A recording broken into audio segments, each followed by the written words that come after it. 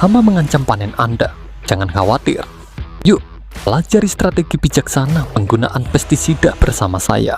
Perkenalkan, saya Cepyanto, penyuluh pertanian lapangan. Mari kita bahas 5 strategi penting ini satu persatu. Pertama, gunakan pestisida berdasarkan ambang kendali. Selalu pantau kondisi tanaman Anda sebelum menyemprot. Kedua, berikan rotasi bahan aktif. Ini mencegah hama menjadi resisten terhadap pestisida yang Anda gunakan. Tiga, pakai dosis yang direkomendasikan. Dan keempat, gabungkan dengan pengelolaan hama terpadu atau PHT. Kelima, manfaatkan musuh alami hama. Ini adalah cara alami dan ramah lingkungan untuk melindungi tanaman. Ingat strategi ini untuk pertanian yang berkelanjutan. Dari Cepyanto, semoga bermanfaat. Halo, selamat datang kembali.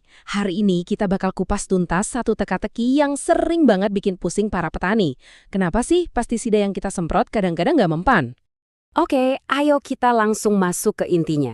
Pernah nggak sih ngerasa kayak, kok saya udah semprot mahal-mahal, keluar duit banyak, tapi hasilnya gini-gini aja? Rasanya kayak buang-buang uang di lahan sendiri kan? Nah, jadi apa sih biang keroknya? Ternyata jawabannya ada di satu kata ini. Resistensi. Ini dia, musuh dalam selimut yang jadi alasan utama kenapa pestisida yang tadinya ampuh, tiba-tiba jadi mandul. Oke, kita bedah dulu ya definisinya. Resistensi pestisida itu kemampuan hama untuk bertahan hidup dari dosis yang harusnya membunuh mereka. Kata kuncinya di sini adalah diwariskan. Jadi, ini bukan karena hamanya jadi kebal seketika, tapi ini sifat genetik yang diturunkan dari induk ke anaknya terus-menerus. Nah, proses munculnya hama super ini menarik banget. Gini ceritanya, waktu kita semprot pertama kali, sebagian besar hama mati. Tapi, selalu ada beberapa individu yang dari sananya udah lebih kuat. Kita sebut aja hama super. Nah, mereka ini yang selamat. Terus gimana? Ya mereka kawin dan anak-anaknya mewarisi gen super itu. Akhirnya, generasi baru yang muncul isinya hama super semua. Pestisida yang lama? Ya jelas nggak mempan lagi. Bukan pestisidanya yang melemah, tapi hamanya yang berevolusi jadi lebih kuat. Oke, sekarang kita masuk ke bagian yang krusial, dosis.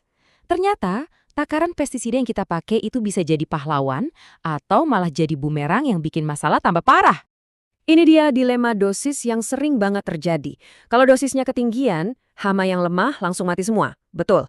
Tapi ini justru mempercepat hama super jadi penguasa tunggal. Sebaliknya, kalau dosisnya kerendahan, wah ini sama aja kayak ngasih vaksin ke hama. Mereka nggak mati, malah jadi terlatih, jadi kebal, dan akhirnya membangun toleransi. Terus solusinya gimana dong? Para ahli menyarankan kuncinya satu, ikuti label. Tapi ada tipsnya nih. Coba deh mulai dari dosis terendah yang direkomendasikan di label itu. Jangan langsung hajar pakai dosis maksimal. Amati dulu hasilnya, baru sesuaikan kalau perlu.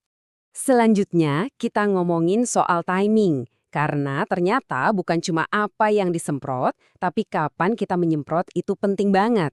Anggap aja waktu dan cuaca itu senjata rahasia kita untuk memaksimalkan hasil semprotan. Coba lihat tabel ini. Jelas banget kan kenapa sore hari jadi waktu emas buat nyemprot? Pagi hari suhu mulai naik. Siang hari, wah, ini waktu terburuk. Suhu panas lebih dari 30 derajat plus sinar UV lagi tinggi-tingginya. Ini bisa bikin pestisida rusak sebelum sempat bekerja.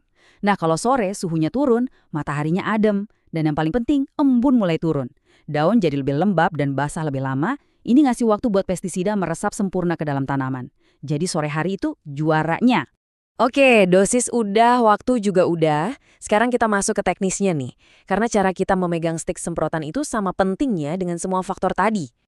Ini dia, daftar periksa simpel tapi super penting. Pertama, pastikan air yang dipakai bersih, pH-nya sekitar 6,5, ini ideal. Kedua, pilih nozzle yang pas. Butiran kecil itu buat serangga, biar nempel. Butiran besar buat gulma, biar langsung kena sasaran. Ketiga, semprot sampai rata. Seluruh permukaan daun kena. Dan yang keempat, ini yang paling sering salah. Berhenti sebelum menetes. Cukup sampai kelihatan lapisan tipis aja. Kenapa sih nggak boleh sampai menetes? Lihat deh, diagram ini. Ngeri kan? Kalau semprotan kita sampai ndrodos atau menetes, itu artinya 90% pestisida mahal yang kita beli, itu jatuhnya ke tanah. Cuma 10% yang nempel di tanaman. Bayangin, 90% terbuang sia-sia dan malah bisa mencemari tanah. Sayang banget uangnya kan? Nah, pertanyaan sejuta umat, perlu pakai perekat nggak sih? Gini aturannya, gampang kok. Kalau pestisida Anda itu larut dalam air, misalnya yang bentuknya tepung, WP, atau larutan SL, jawabannya iya, perlu perekat biar nggak gampang luntur kena hujan atau embun. Tapi, kalau pestisidanya udah berbasis minyak, kayak formulasi EC, itu nggak perlu lagi. Dia udah lengket dari sananya. Nambahin perekat malah buang-buang duit. Terakhir, dan ini yang paling mendasar, kita bicara soal pola pikir. Ini soal filosofi di balik penggunaan senjata ampuh ini, biar lebih efektif dan bertanggung jawab. Penting banget buat kita ingat, pestisida itu alat bantu yang legal dan memang diperlukan. Dia bukan tongkat sihir yang bisa menyelesaikan semua masalah secara instan. Jadi, masalahnya itu seringkali bukan di produknya, tapi di cara kita pakainya. Mindset kita harus diubah, dari yang penting nyemprot, jadi nyemprot dengan benar. Dan kutipan dari para ahli ini benar-benar merangkum semuanya. Gunakan pestisida dengan bijak. Artinya pakai ilmu, jangan asal-asalan. Jangan pernah takut atau malu buat bertanya sama yang lebih ahli, sama PPL misalnya.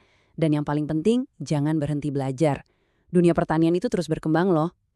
Jadi, setelah kita bahas semua ini, saya mau ajak Anda merenung sejenak.